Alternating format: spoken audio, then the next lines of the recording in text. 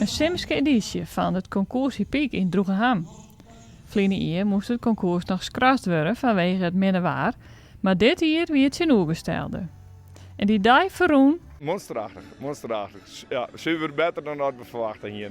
Ja, we hier toch dat we wat meer last hebben van de warmte, maar het valt alle parten aan. De organisatie had vanwege de warmte extra maatregels genomen. Wij hier het programma hebben aanpast. Wij zijn wat eerder begonnen. En daardoor hebben we de rubrieken naar voren halen.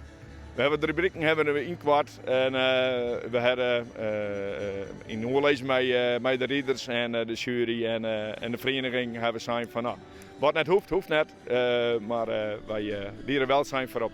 De hinders ze zijn zwart, dus dat loopt natuurlijk iets meer warmte aan. Maar ik heb vanmorgen al 2 rubrieken gereden en de hinders die doen het heel goed. Die kan goed volhouden. De jury houdt er rekening mee, die laat u iets kwart rennen.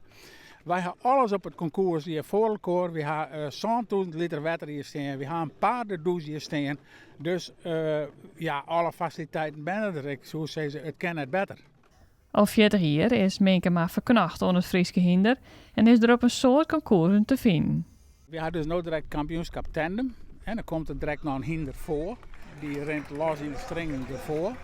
Nou ja, dat houdt in, ze moeten heel mooi tuigen natuurlijk, zo mooi mogelijk rennen. En ze moeten recht achter rennen. Het is best een moeilijke discipline. Maar goed, ik ga wel maken hinders.